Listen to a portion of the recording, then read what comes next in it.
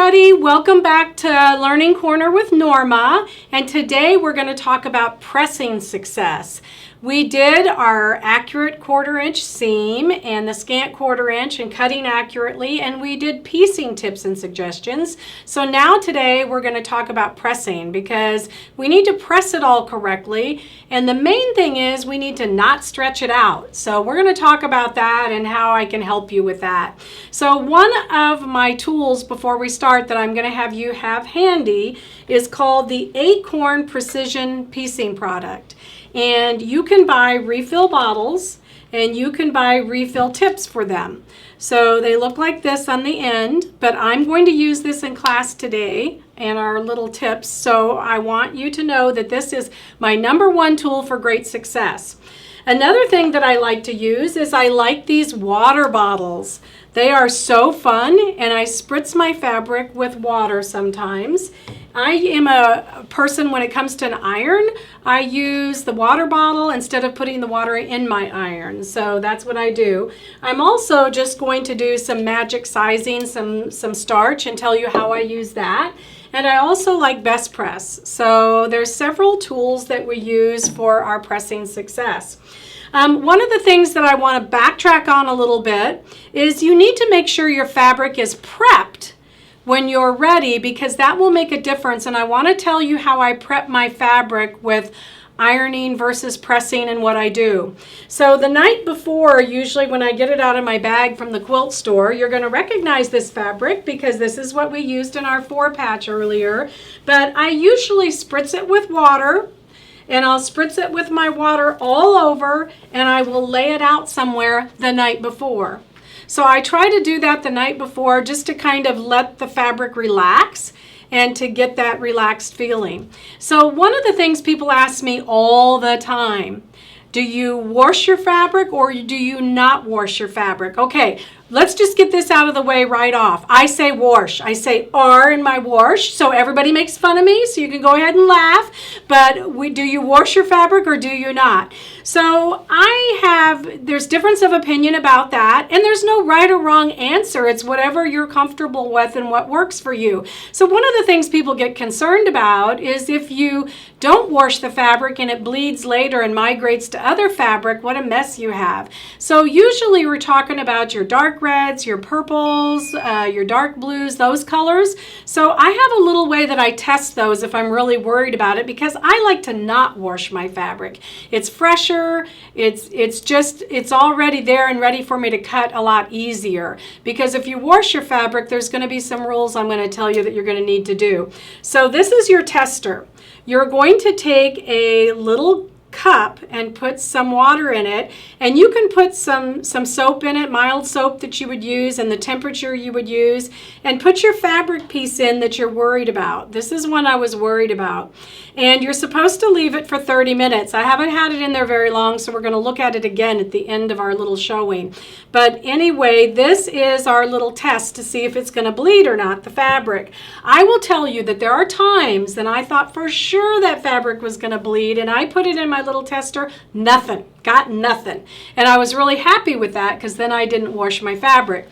So rule of thumb, if you wash your fabric, one piece that's in that quilt, wash all your fabric, because fabric shrinks at 2 to 3%. So I like the look of not washing it, and when I'm done quilting it, I put it in the wash and it shrinks up and I get that crinkly look and quilted look that I like better. So that's what I do.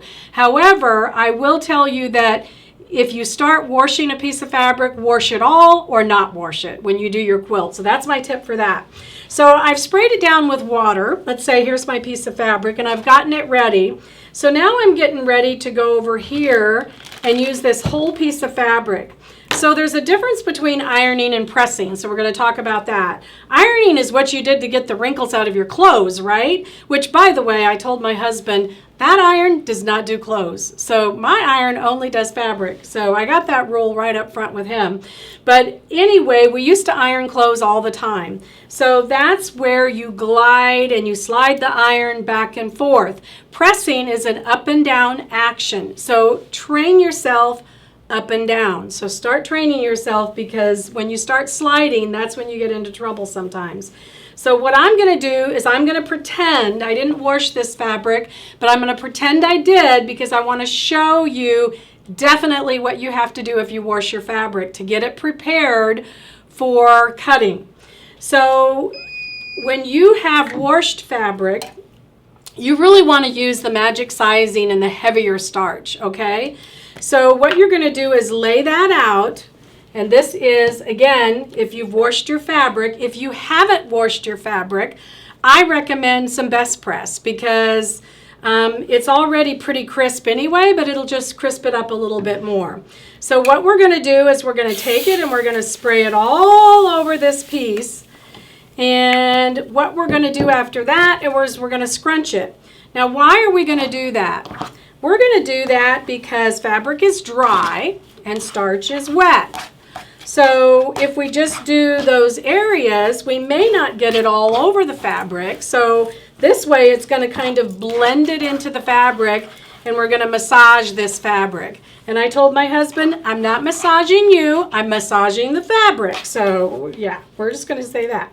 All right, so then what I do is I flip it over on the back side. People don't like to use starch sometimes because it has that powder and it flakes a little bit. So that's why you're going to iron it on the back side. So keep in mind, I put the starch on the front side and I'm ironing on the back side. And I don't have a lot of room here, and then we're going to talk about the wool pressing mat next.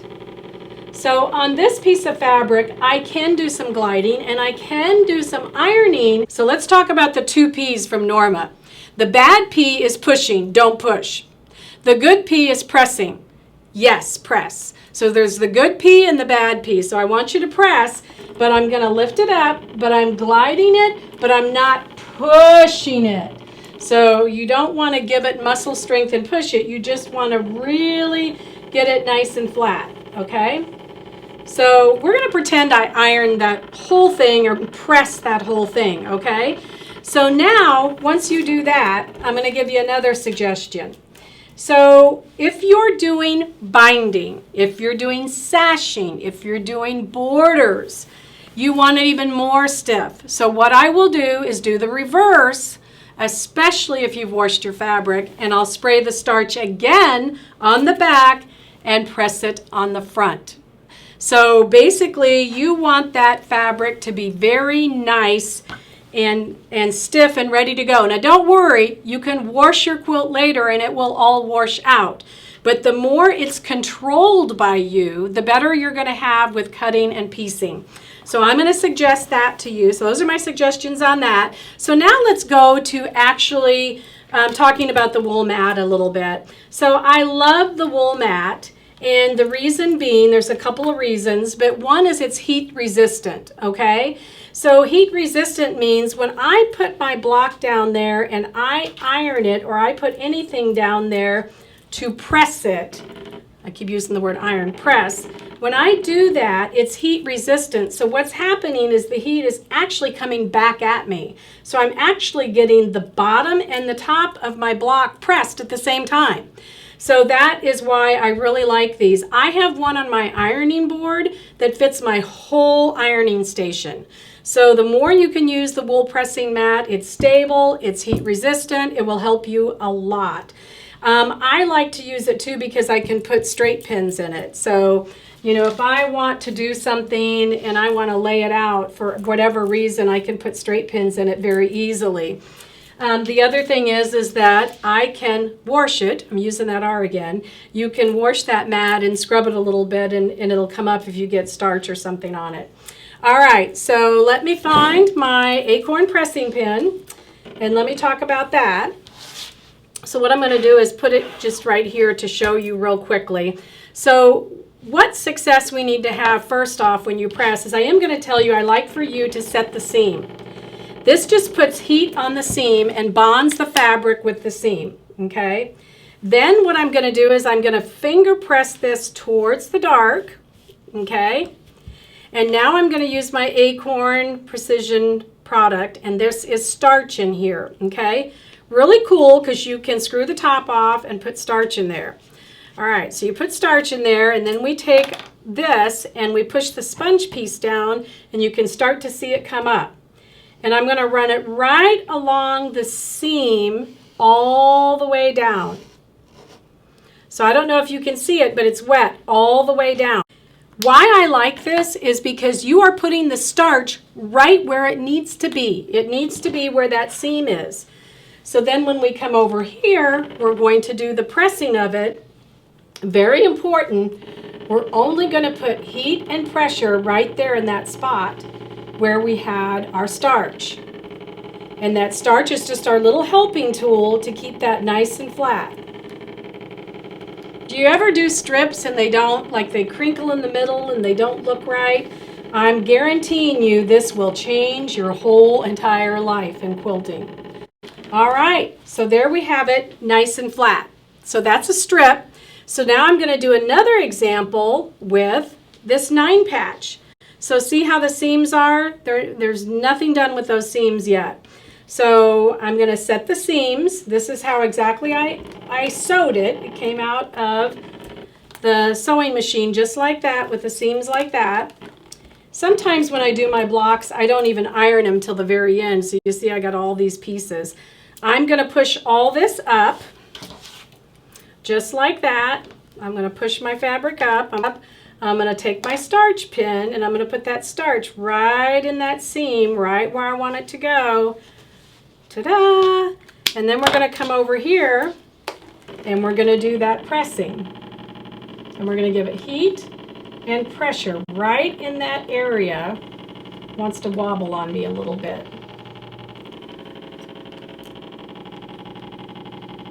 My iron talks to me. Still got my talking iron today. So I am going to flip it over and I am just going to make sure that that seam went the right direction because it kind of gave me a little problem there. And you notice that I'm not doing any sliding back and forth. I'm doing up and down, heat and pressure. So we get that all done. And there you go, nice and flat. All right. So I am a So Kinda Wonderful certified teacher. So, which by the way, behind me is a Metro Rings quilt. And on that quilt, I ironed the seams open a lot. So we're going to talk about ironing and pressing open seams. So that quilt is going to be coming up in a class in November, and I'm going to talk more about that later, but I just wanted to show you that quilt behind me and kind of give you a little thumbs up that you might be interested in that. So ironing seams open is really important, and I did that a lot in that quilt. So what I'm going to do is I'm going to take this block and I'm going to iron the seams open. So here's my little helpful tool for ironing your seams open. It's called the strip stick. Mine has been well used, as you can see. So I'm going to put the strip stick down and I'm going to take and put my wrong side on top of the stick. And now I'm going to, and I am going to take my fingers a little bit and finger press that open just a little bit. It wants to give me trouble. I might have used glue on this. I'm pretty sure I did because you know I like the glue. All right, so let's see if we can get that to iron open a little bit. I got to get it started with my fingernail. All right, so we're going to iron it open all the way and open it up. And you see what happens is it goes on either side of the strip stick. And I'm putting heat and pressure to it just like that. And so then we have it all ironed open. And then on the front, it's nice and flat. So if you have a quilt that has a lot of fabric coming together in one seam, that's what I would suggest is ironing it open. Okay, stretching. Why I tell you not to stretch the fabric. Don't stretch the fabric. Don't push. Okay, this is why you use the number 1P that I told you not to use. I'm doing these blocks that are called flower blocks. And when I did these blocks, you can see that one is really stretched out and one is really nice, right? So the one that's stretched out is this one. And I'm going to show you, if you look at it, you see the difference between the two. This one's like all out of shape. And I could take my square up ruler and square that up, but here's the difference. Look how nice that petal is and look how bad this one is. So anytime you catch yourself pushing so hard that fabric is all wonky out here or anywhere in your block, that's not good. So stop pushing and start pressing, okay? And last but not least, this is my actual whole block that isn't that quilt that I finished. And you'll notice how everything's very symmetric. And when I'm finished with a block, the last thing I usually do is I'll usually take my starch or my best press and give it some spray, leave it set for a little bit, and then come back and hit it with my pressing technique and get it all nice and ready to go. And that way it just gives it an extra boost and extra strength to it, and then I'm ready to go because we want all those blocks to fit together nicely, right?